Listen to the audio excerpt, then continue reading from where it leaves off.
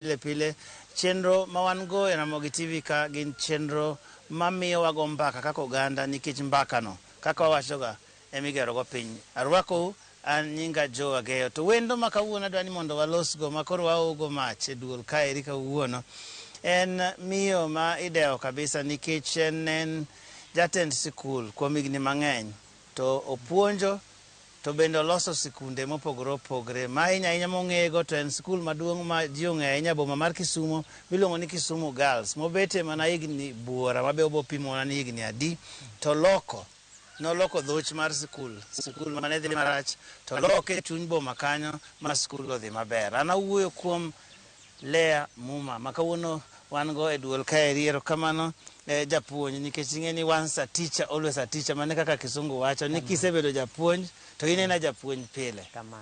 Koro erokamano kuom rwakowa e dalani kaeri. Kae ma koro iyue nyaka nyocha ni retire. Kamano. Ti retire karang'o? Na retire higa ma 2007 April. Oh, makoro isebedo maka higni 10 gi wiye nyaka ni retire. Asebedo higni 15 nyaka na retire. Oh, taneno ka wang'i pod lero kichal ng'ama no retire chon. Ing'eni wachoga tulwa kanisa moro ka ng'ato retire to weche dhi ok dhi maber. Erokamano. Koro aboduoge wach retire no bang'e. Tadwa ni mondo ipimne nyikwara muga jwang' nikech ing'eni ji koneno ka ng'ato chopo kamoro to gipani kanye manochake. Pimnwa ni to in ni nonyuoli kanye idongo kama chal nade? Erokamano.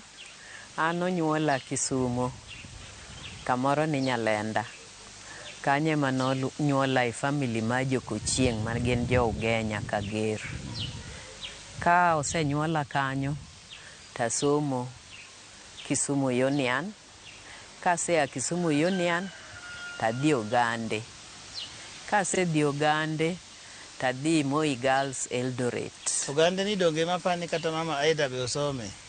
Kendo mama Aida ne jaklasa kendo nosiepna. Be pod en osiepna nyaka sani. Koro un old girls makacha. Koro kia alumni Mogande. Koro kia Ogande to koro idhi kanye? Ka Ogande tadhi Moi Girls Eldoret. Chon ni iluonge ni Highlands. Ne skul mane ma wazonge. Machon ne wasoma gi wazonge. Kendo wazonge mane puonjowa. Koro ka Highlands tadhi Nairobi University. Koro kanye mwatiegre tich ma puonj maduogo akuro adhi puonjo Kisumu Technical. To kapok wadonje wach kama koro idhi e puonjni in kane idongo pachi ne chalo nikech kinde cha to nyiri to ne dhi skul to ne gidhi skul mang'eny ahinya kendo ng'eny nyiri ni wacho ni ng'ato kamoro somo ni kamoro kamoro bende ichando ji gi wach skul to aeto ibo madhi tedo. En familia machal nade mani donge manomi dhi skul kamano to in kaka nyako madongo pachi ne paro ni ang'o about kinde mabiro nyime kanyo? Erokamano. An nok ane ni ng'ato somona. Babawa the late Esau Duol ma be ne osiep Jaramogi Oginga Odinga ahinya. No encourage wa ni mondo wasom nikech ne wan nyiri wane mane watele odwa. Koro my sister miluongo ni Rose Akelo Wasona, I'm sorry, en the late sani. En no se somo mune odhi Makerere kane an Ugande to en not Makerere, en Dar es Salaam. Koro en manen my inspiration. En manan ng'iye ni kuma nyathiwa cha ochope.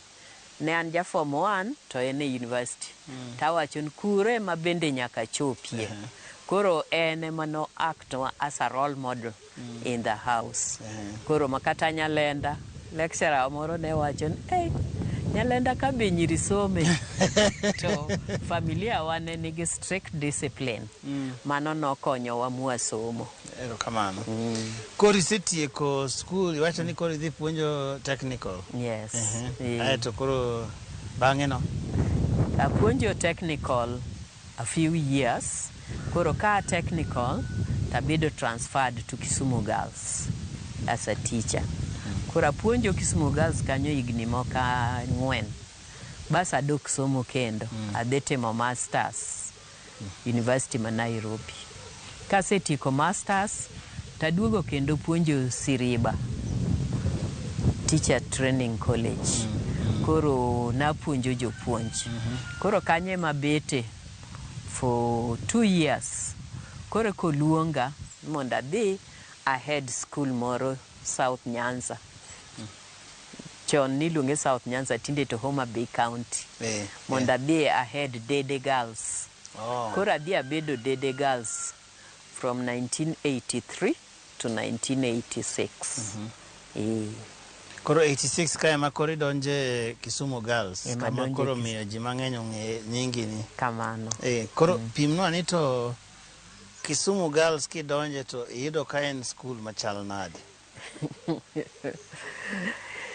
Kisumu Girls ne school to ne ok gi perform maber kendo discipline ne ok ber.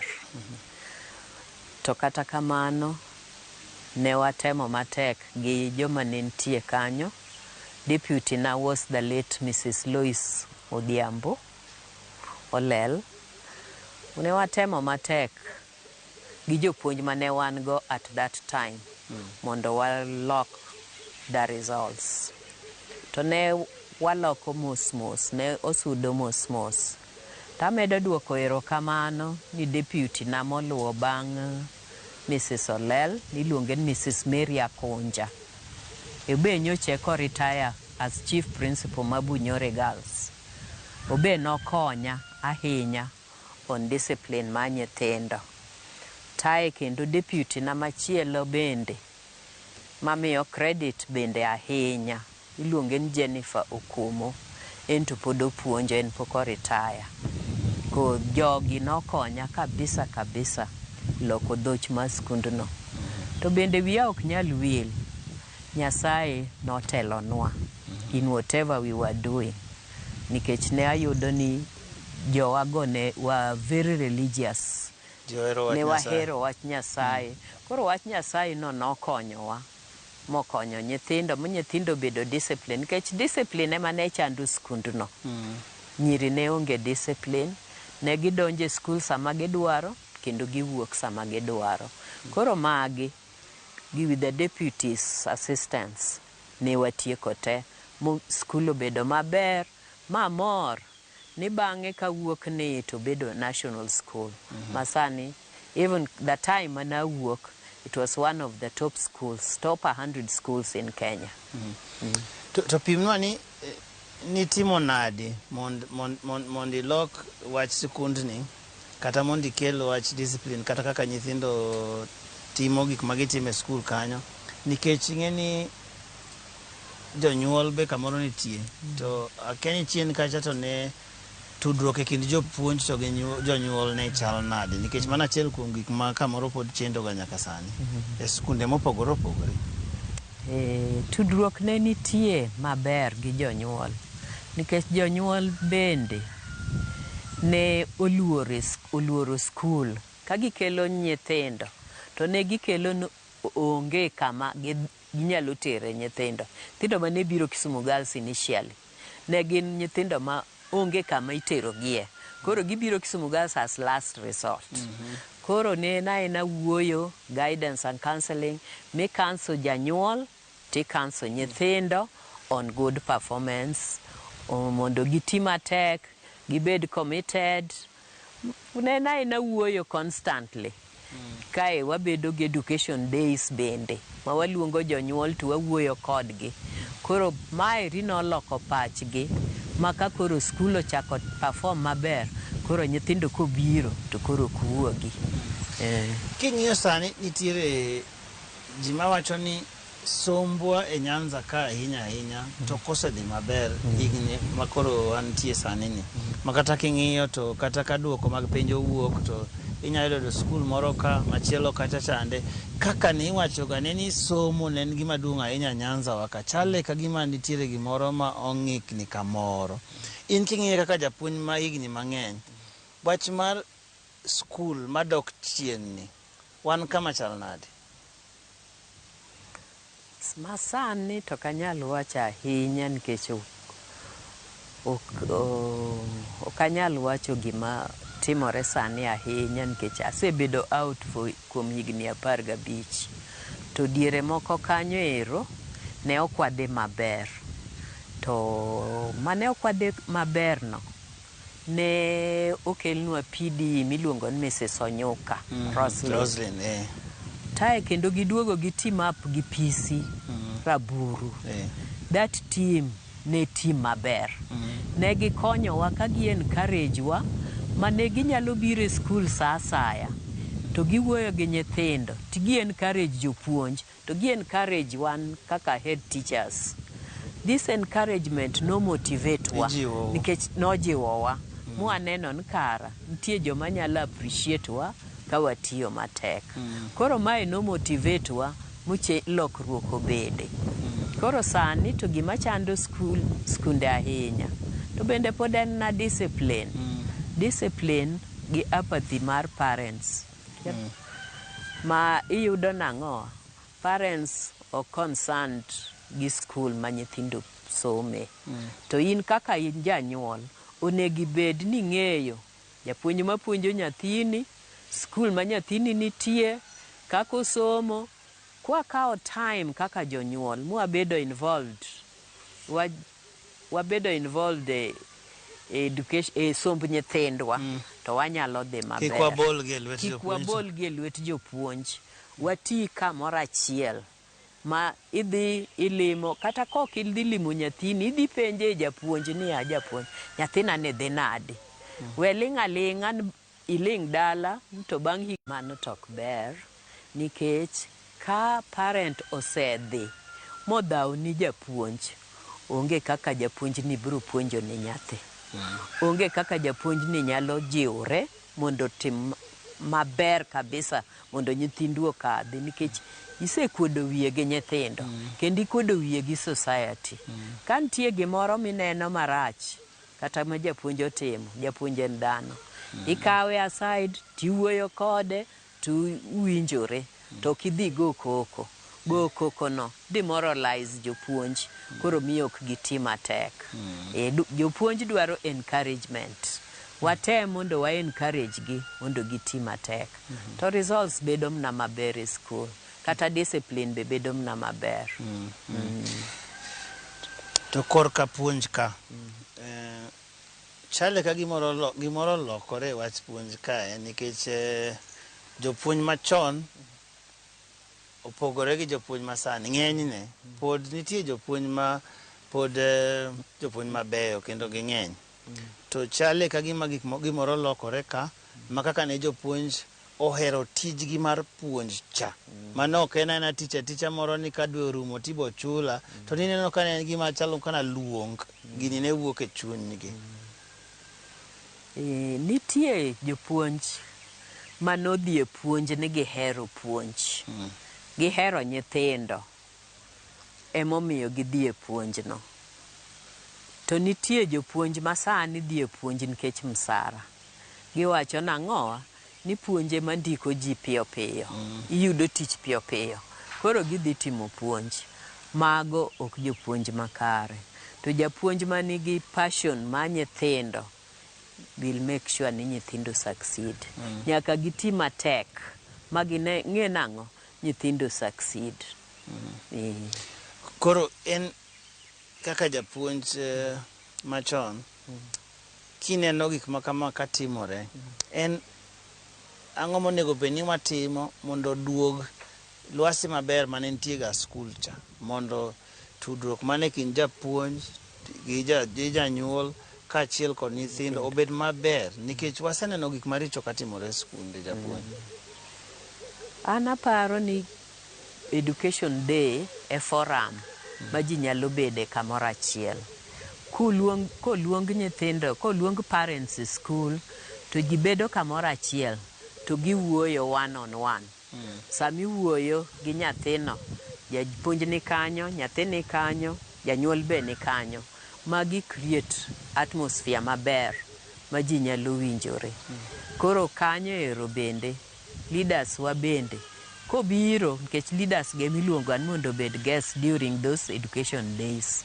Gin bende gi address those issues. Gik giling'a nang'o ni siasa kende ema wasiko wawacho left, right and center. To gi education ok wachi. Any forum, kine ka wan forum nitie ni ka ng'ato dhi e liel, to en mana siasa. Kidhi kure, en mana siasa. Kidhi e kanisa, en mana siasa. Waduoke temperature wa ma siasa piny, to wating'e education malo. Ma ka dhi e church, ka asemose ji, to awacho ni ji ni yawa, puonje uru nyithindo, time uru kama kama, mondo ji ong'e value mar education. Winjre uru gi jopuonj. Obed kama jotelo go be puonjo ji. Ji winjogi. Nikech ji winjogi. Gine our leaders and role models. Koro mano konyo kabisa kabisa.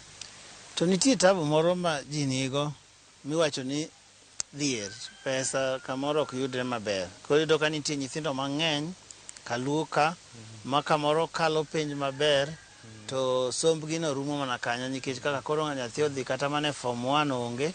Koro iyudo kaka ne nyathi manyako to bang' higa moro achiel kata ariyo, kamoro ochwanyore, kamoro ng'ato kawe odhi odak kode, to koro sombe no rumo mana kamano.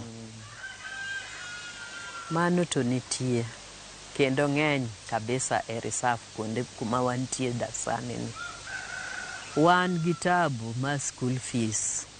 Kata CDF nitie konyo, to magi pod ok rom. Aduoko erokamano ni an karwa kaeri, wan gi pastor moro miluongo ni Pastor Osida, pastor maja SDA. No mobilize wa last year, we raised wa Gwarambe, ma wayudo moloyo $1,000,000. Mochulo ni nyithindo 40 fees moa e local village waka kairi, mondo Dudi West ka, mondo nyithindo go odhi osom. Koro magi gik mwanyalo timo. Kina ka pastor no dhi out of his way, oyalo to chako kao education boketo kanyo. To MP bendo consult koni, bende miyo ne joge go basari. Koro ka waduto wanyalo bedo jotelo makamago, to wanyalo yudo konyruok. Kata an be nitie quite a number of children masekao kairi, ka connect gi wedena moko man oko. Kanya gon nyathina erokamano, nyathina nitie US, osepuonjo nyithindo ka quite a bit. In fact, osepuonjo nyithindo mokalo 10 in our area kairi. Koro gik makamago ka ji nyalo timo, matin kamano, to nyalo konyowa. Kata Mama Aida Odinga be no konyowa in that fundraising. Mawa educate nyithindo mang'eny masani di school. Kendo pastor no make sure no chulo fees ni nyithindo go from form 1 nyaka form 4. Kinja polytechnic, your 2 years is covered. Kija university, your 3 years is covered. To macho no dwan mundu make sure ni nyithindo gi utieko school. To ka wanyalo timo kamano waduto te as leaders, to wanyalo move one step forward. Gimoro sebedo katimore e sikunde ni nyithindo wang'o school. Ang'e ni kaka japuonj gino chando pachi kabisa. Watim nade? Kech wang'o udi ng'eni kata mana kaluoka en gima gombo, ok ne ng'ato nyachiwe chieto wang'o. Nok wang'o udi. Penja wach matek. Wach no to chendo. Wach wang'o skunde. Chendo kabisa. Nikech wapenjre ni ang'o matindo timore momiyo nyithindo wang'o skul. Ndalo wacha nyithindo ne nyalo gomo, to ne ok giketh gimoro. Giwacho ni chiemo no wang'nwa e skul, kia japuonj kia otima nade, japuonj ochwado nyathi moro marach. Kamano to paro wang'o skul to ne onge. Gombo mowuok sani ma wang'o skul no, wan be buoga kaka jopuonj machon. Kendo wakwayo ni mondo jowa kanyalo to dog back to the drawing board. Mokwongo walemuru ni skundewa. Mar ariyo, jotelo mantie skunde bendo lemi. Gi make sure ni nyithindo bende lemo. Mar adek, parents wa discipline nyithindo. Gima timore maduong' sani jonyuol ok machiegni gi nyithindo, jonyuol ni mabor gi nyithindo. Koro maeri ema kelonwa chandruok. Iyudo ka jonyuol odich loso pesa to wigi owil gi nyithindo. Koro nyathi donga kende kama gi help ma med kende. Nikech ang'e ni wamanyo fees. To nyithindo onego bed e time moro ma janyuol we tichne to dhi bet gi nyathi. To maeri ma janyuol dwa loko hala chakre okinyi nyaka saa 5 otieno. Ng'ama rito ni nyathi sano. Ka nyathi osea skul. Idhi yudo kosenindo. Iyudo kosenindo. Kendo kiny odhi skul ok inene. Kamano. Mae gima ketho. Koro nitie void. Gima akia ni wacho nang'o gi dholuo. Be nitie void kuom nyathi. Nitie fuok moro nitie fuok moro maonge ng'a nyalo pong'o. Koro iyudo ipong'o gi joma richo. Koro joma richo gi ema mislead nyithindwa mondo wang' sikul. Nikech koro ka giwang'o skul to gineno ka ji are concerned. Ji koro en onenre as a hero kuom nyithindo wetegi. Notimo gima lich ahinya. Koro mano ero rach. Dwan mondo wadog back e discipline mane wan go chon. Mondo warit nyithindo, waguide nyithindo, wapuonj nyithindo. To jonyuol kik wil gi kanisa. Nyithindo mobedo brought up e kanisa opogore. Aneno kata ndalo mana puonjo nyithindo ma otudre gi kanisa, nyithindo go ne hinyo bedo nyithindo mabeyo. Koro kik wiwa wil gi kanisa. Kamora mora ma wantie. Jopuonj be ne wachoga ni ka in gi tim maber, kata bed ni ok itimo maber e penj, to weche ni mbele kucha be adhi mana maber. Nikech sani samoro nitie joma be kamoro paro mana wach kalo penj cha. Kalo penj to bera to kamoro iyudo ka ji ochunjo kanyo machalo mana ka gima kalo penj no is everything. Mano be nitie. Gimoro nowuok nwa kaeri ni min score ni ne chandowa ma wiwa wil gi discipline. Wan wamanyo min score. Kaka nyithindo kalo penj. Kata lemo, skunde moko onge lemo nikech ang'o? Nyithindo kadho penj. Lemo go ketho sa. Tawachonu mago keth sa. Guidance and counseling. Skunde moko onge. Ni mago gik ma ketho sa. Mago ok keth sa. Mage gik makonyo nyithindo. Koro wadoguru mna back to the drawing board mondo wane gik mane watimo chien mabeyo mondo walu mondo nyithindwa succeed. Koro wawuoye wach nyathi manyako. Kenya kae mano tabu nitie, ta ahinya ka luowa ka nitiere chandruok ma osebiro gi nyithindo manyiri kolure gi sombgi ma ok dhi kare. Giyudo ka nyithindo mang'eny we skul kapok gitieko skul.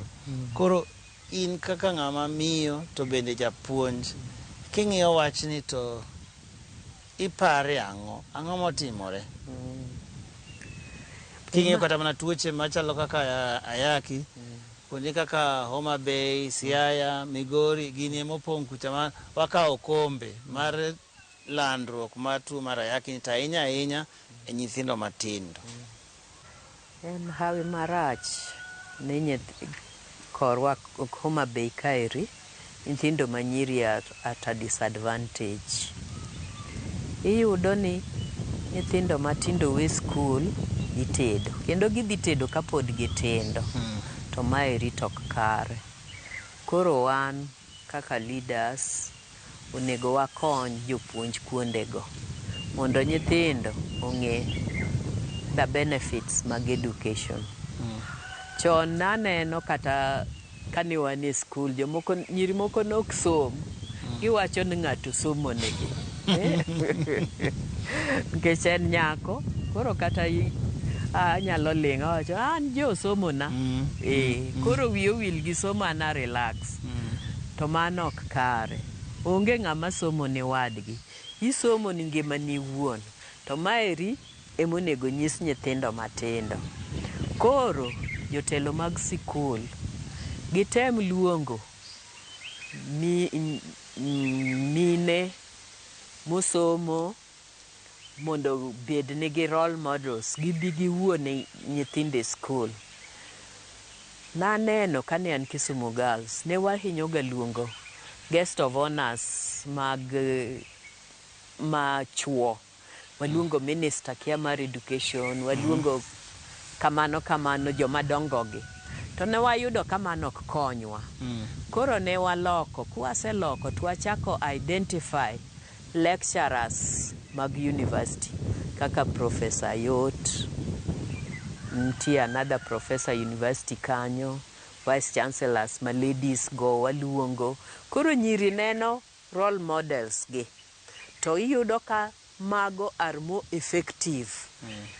Giwinjo gik ma giwacho kendo gitimo gik ma giwacho kendo gidwaro mondo gibedi kaka gin. Koro mano naneno ka konyowa kabisa. Ma mano nyalo konyo gine heads jopuonj masani.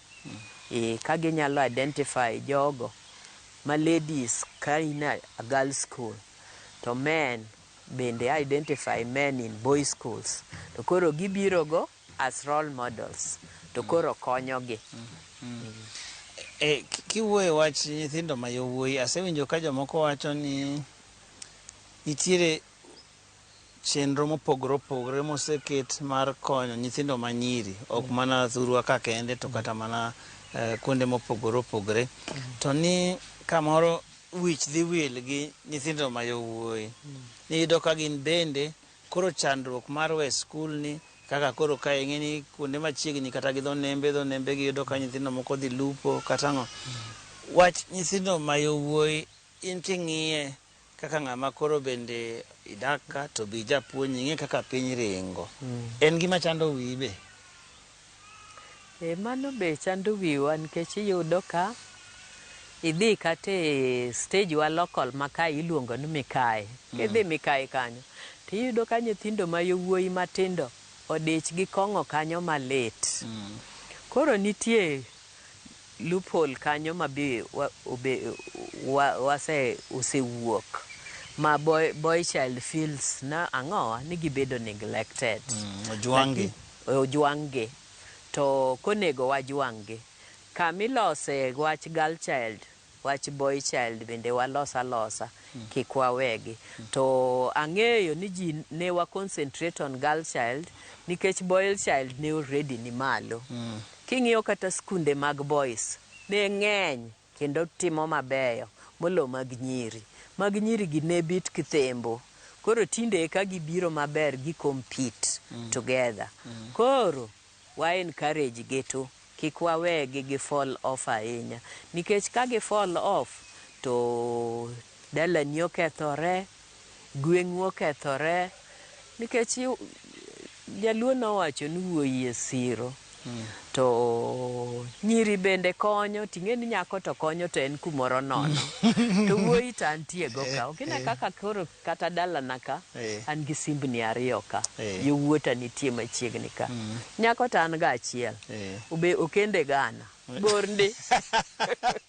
Yowuota gi onge kuma gidhiye. An kod gi ka. Koro emomiyo watemuru mondo wa encourage boys, gin bende gitimna matek. Giwe donje kong'o ahinya, kong'o hinyo ji. Mondo beda kaka girl child. Koro to iwacho ni retire higa 2007. Koro be isedak dala ka eri full time, kimidak ka igni mogwarore be. King'iyo yore mopogore opogore ma ji kaka in, ang'eyo ni nitiere gik moko mitemo timo kaeri, konyo nyithindo, wuotho kodgi, kitayo gi, nyiso gik monego be ni timo. Pimno maber gik mitimogo, nikech apani gin gik manyalo konyo kata ka koro joma oseneno kaka gik moko timore oko kucha chande, kata koduogo dala kaeri nyalo konyogo nyithindo ma pod nitie kari ma pod dongo. Aduoko erokamano ni bedo wasebedo kaeri, to gima sekonyogo nyithindo, nikech nyocha an oko mabudho oko, to dala ka asebedo matin. To gima se konyogigo kaka nyocha wan gi korona. Korona nomiyo nyithindo holiday mabor ahinya. Koro holiday ni nyithindo ne kwang'a kwang'a kuonde gi, nyiri bayo, jowuoyi bayo. Koro an gima natimo ndalo korona no, nachoko nyithindo karibu nyiri 100 mae gweng' kae, kar klas abich, auchiel nyaka form 4. To waketogi e kanisa ka, to wamanyo nigi trainers moko, gi jopuonj moko. Koro waluongogi twice in a week. To wabiro wawuoyo nigi, wapuonjogi on life coach, gik monego gitim, wa advice gi. To mano naneno kokonyowa. Aduoko erokamano ni nyara manapuonjo Gladys Wanga. Obe no sponsor. Oh, Gladys Wanga makoro sani. Gladys Wanga mantie Homa Bay. Ma women rep. Mano product wa ma Kisumu Girls. Apuonje Kisumu Girls. Kata MP ma Rangwe, Lilian Gogo. Mano be product ma Kisumu Girls. Koro nyithindo gi ose ato pod aluongo gi nyithindo to gin joma dongo. To nakiluongo nyithindo nyaka chieng nikech iduong negi. Gisekonya kabisa on my projects gi in a small way kaka timo gi dala ka. Kata mama Aida bende osekonya kabisa, kamiya sanitary towels, soap, gik matindo tindo ma nyithindo manyiri lak gi. Oro na mami nyithindo go. Koro mabe yuagi, koro moko mabe nok dwa biro ni ginene. Koneno ka jowetegi omiyo sabun gi gigi, next time koro gibiro. Manambo medore and they benefited ma sani e gipenjo mna to holiday ba nyalo loso nigi gima kamano kendo. Koro these are small things ma wanyalo timo kaka jomose retire man dala to wakonyo gigo. Wabeda concerned about education to wabro konyo nyithindo. Ng'eny japuonj puonjo ga ji mang'eny. Awinjo ki tuomo nying joma idewo kind oganda jomipuonjo. Bentie jomoko kendo minyalo paro ma bende ni puonjo. Ng'eni baba wane japuonj, koro nang'e ni kamoro amora ma wadhi Kisumu ayudo kata ng'at moro matiye bank to wacho ni nyathini apuonje klas 1.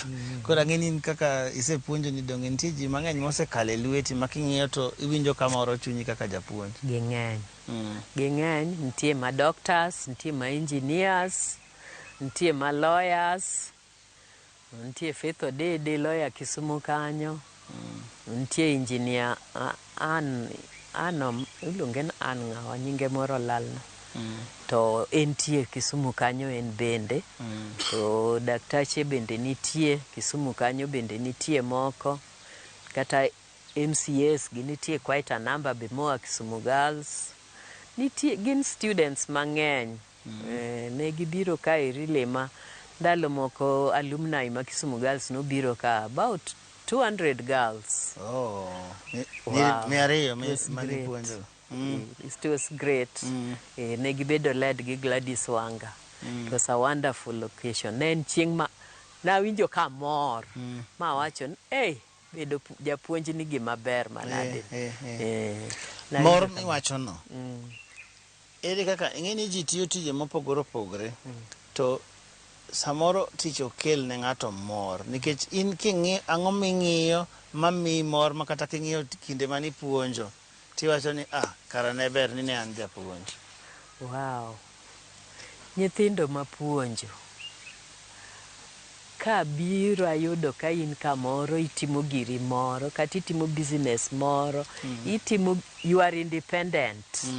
Nyalo konyri ni wuon. Nyalo konyri ni wuon. Amor kodi. Amor kodi to gin bende gimor koda. Ne giluonga ga ni mama, pod giluonga ni mama nyaka sa. My name aging'en na mam. Koro success gino mano mara amorgo. Kadhi ndalo mane riede bank tinde tok rieda ahinya. Ndalo mane riede bank ACB kadhi an ok ariedi. Giseneni to giseluongi chon. ino konego riedi senyuolo nyiri mang'eny mokonego koro nyigago amor kodgi kendo aduoko ni Nyasaye erokamano mosekonyogi magichopo kama gichopeni. Many of them are successful ladies maber kuonde ma gintie kendo gimiyowa mor kuonde ma gintie kamoro amora. Abende asewuotho oko mang'eny, kawuotho kata gi ndege ayudo nya Kisumu Girls School e ndege. Kadhi e piny moro, there was a time adhi Dallas e church moro, kuna ni chungi mos ji nwendo, ka moso ji to kona moro nyathi moro chunga to ting'o bade, mano principal na I didn't know nen kanyo. Koro ing'en magi gik mamori wachon ayawa kara natimo tich maber ma kamoro amora mawuothe tayudo nyithinda. Aduoko Nyasaye erokamano kuom mano. Ero. Koro to sani in dala kaeri nitie jomoko ma kata otieko tich to samoro biro dala ni tek nikech iwacho ni ka ng'iyo gi ngima moro to koro samoro idhi yudo ka ngima ma dala cha opogore. Pimnwa kama koro ni iwacho ni an koro we mondo adhi adag dala. Adiera kata an be naluoro dala. Ok nawacho ni nonyuola town. So an ang'iyo gi ngima ma town. To kane nyi Kisumu Girls owacho ni lima, to ne giwacho ni ok gidwa lima town, gidwa lima dala. Koro nomiya biro dala. To during that period, abet dala dwe adek. Kasebet, tayudo atmosphere ma quiet, maber, fresh air, dala ber. Koro ana encourage jowa ose retire ni kik giluor dala ahinya. Nikech iwacho ga ni kidhi dala nitie tho piyo. Be ok itho. To non mana tie e wiyi to ok itho piyo. Kata mana town be ji tho athoya. Kata town be ji tho athoya. Koro kibiro dala ka tibedo mna positive, tiyudo mna gimitimo nikech biro dala ni biro ling to ok ber. Dwa ni biro titimo gimoro. Dongi kadho od gwen kachacha, an gi od gwen. Od dhok bende nitie kanyo, an gi dhok. Bando bineno kapuro, an gi bando. Koro an mano tich farming ema timo. Mwalo ka an gi orchard ma fruits. Apidho fruits kaina gi kaina. Olembe. Apidho olembe kaina gi kaina, avocado, machunga, maembe, pineapple chato gi dholuti luong, mananas, matunda, mago duto te nitie mwalo kairi. Koro an gi konyruok kairi nikech koro rabolo giri. Koro an gi chiemo ma koni nyithinda man oko. To gik miwachogo ikruok nyaka bede nikech ok inyal duoga to ichako gwen ipidho kiang'o. Koro sama ng'ato tiyo donge nyaka bede ni oparo nyime kucha chande kaka bo bete. Pimnwa ni en gima nadi monego bed ni ng'ato timo kata ka koro ing'eni joma tiyo gi sirkal awinjo ni nitiere kama chopoga to koro king'iyo payslip tiparo ni tarik ma kama iwe tich. Koro kapod ng'ato tiyo ji otim nang'o mondo luoro dala moro miwacho cha mondo kik koro ji luoro dala nikech samoro jomoko luore ni ka koro adhi kucha cha tadhi timo ang'o. Inyalo gero odi moro dala matin. Koro kisechako gero odi moro dala matin, tiketo ng'ato kanyo rito nigo sama pod itiyono. Tichako pidho gwendi moko kanyo matin. Ok iket mang'eny, nikech kiketo mang'eny to be gibro kwalo. Koro ichako achaka matin. Kata an mana biro to nabiro ka aonge gweno kata achiel. To sani an gi gwen seche moko abedo kata gi gwen 200. To kadwa be mamiya stress ahinya. Okadwa mamiya wich bar. Keto ma reasonable manyalo mana makonyi to keep you busy. Koro kik giluor dala ahinya, ibi chaka chaka matin matin, ichaka chaka matin matin, titima tima, to chieng' moro ipo kang'o ka bendi ing'iyo mana gi dalano maber. Koro town to wawene joma tindo. To wachno maber, wach retire ni. Ka in japuonj, ichiewo gokinyi, idhi e klas, idich, kamoro nitiere gik moko ma nyithindo ndiko, inono negi, kamoro nitie penj moro ma gitimo, wiyi odich kabisa, ma sama kochopo odhiambo, tiol idhi nindo, kendo okinyi, iwuok awuok idhi e skul no. In gi gima kisungu luongo ni routine, nitie gima pile pile nyaka itim. Koro pogruok madhi bete sama koro ise retire ni, itimo nade mondo kik gini chand pachi ni awanyocha adich ahinya to koro sani timre nade. Itimo nang'o mondo iyud gik ma pod mi idich, kata obedo ni ok idich kaka ni idich cha, to gik ma miyo koro pachi ok nyal dhi mabor. Mago to nitie, idleness no to nitie, lakini gimitimo, ikawo buge tisomo. Isomo, to bende nitie voluntary work mang'eny ma ng'ato nyalo timo. Itim voluntary work no. Sani an elder ma kanisa me bathe kani. Athuthni gi gedo, ipuonjo ji, itimo ang'o, you know, iloso gimani mondo kik ibed ng'ama nena. Koro mage gik ma keep ji going. Ok iling' aling'a ni koro ichung' gokinyi tiling' nyaka odhiambo, mano to itho piyo. Nyaka ikony ji e kor gweng' kama intie no, nyaka ine giminyalo timo. Antie boards mag schools moko around this place. Koro adhi e board meeting, samoro an Duty Girls, samoro an Ringa, ndalo moko ne an Nyahera, ndalo moko ne an Ober Boys. Koro mago eko gik ma bende keep you going. Isiki somo, i-consult, jopuonj go wuoyo over the phone. Koro mago eko gik ma keep her busy. To initially kane poka abiro dala, to natimo ga ohala ma uso books matin town. Koro ka nyathina moro ne onge tich, koro nawene ohala no mondo tim. Koro anto aduogo dala mondo atim mag dala gi. Iwacho wach mar ohala, to en wach ma kamoro surwa koni wach ohala no ji pok omake kabisa. Kidhi e pinje ma oko, ng'eya mosewuotho kata mane Kenya kaeri kata pinje moko, wach ohala ema gero piny. Koro en jip mane minyalo miyo ji, nikech samoro iwacho ni wadwa mako weche mag siasa ahinya kaeri, to wach ohala ni to chal ka gima dok piny. Watime nang'o kaka ng'ama iseneno gik mang'eny, ibe iseteme matin? Anyalo jiwa jowa ni wabed positive, waher ohala, kik waluor ohala. Ang'eyo ni wan joluo waluoro tich matek, wadwaro tich mayot. Abet e kom, andiko, atimo ang'o. Kech kata an mana achako loko ohala no, ji mang'eny ne penja ni yawa, ok iwuo kata gi Aida osiepni appointi director kamoro.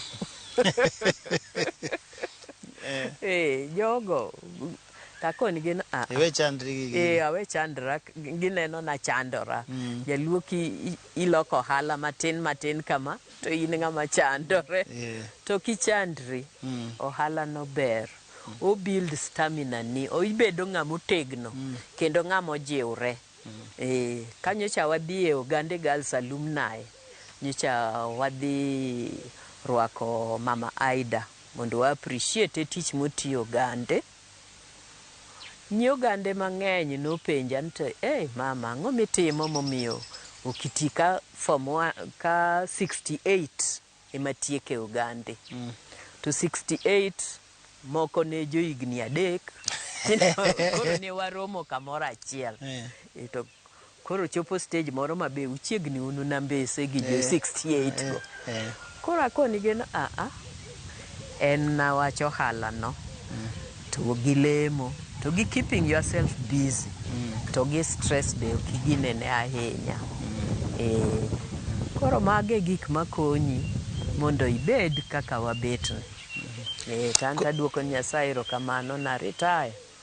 No kang'e nanyalo dak higni 15 bang' retirement. Nikech ji ni ikoni ni kisa retire ting'e ni koro the next thing ni ng'iyo tho. To ken kamano.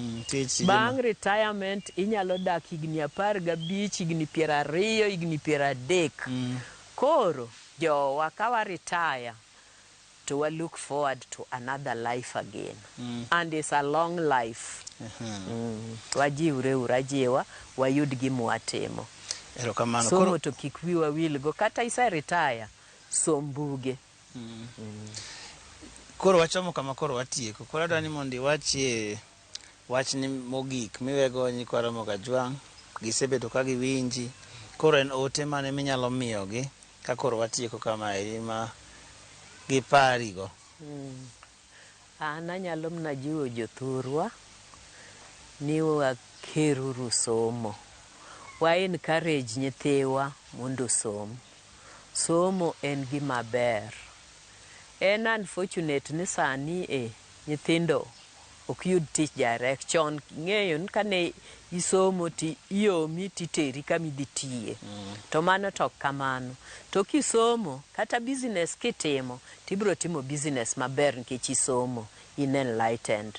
Koro wajiwra jiwa nyithindwa mondo som, mondo gibed gi ngima maber in future. Gibed positive. To wan be jonyuol wabed positive. Wawach ni nyithindo gik mabeyo. Ok waling' aling'a ni nyathi ng'ane be nyocha somo to ok wanene kumodhiye gi sombe no. Mani gowi nyathi. Puonj nyithathi nikech hawi opogore. Nyathini no nyalo yudo kamobede, gimotimo. Koro wajiwa nyithindo mondo som. Jowa ma josiasa bende encourage ur education e forums muwuoyogo. Kata umanyo kura to wuouru about education mondo ukony the future generation mabiro. Erokamano. Mana kamano nyakwa Ramogi Ajwang' iwinje ka in gi iti to mondo iwinji kata Muma wachonwaga kamano nikech japuonj oloso maber kendo miyowa weche mangima, weche makonyo oganda. Kopuonjowa gik mopogore opogore kaluwore gik moseneno e kit tije to gi gik moseneno nyaka nowe tich. To wacho ni kata iwe tich to tije pod ng'eny minyalo tim. Nyasaye omed riti kendo nyaka chieng' moro wanere kendo juma manyien e chenro marwa mar Duol. Kete mana kae Ramogi TV kama wagoye mbaka migero go piny. Nyinga en Joageyo.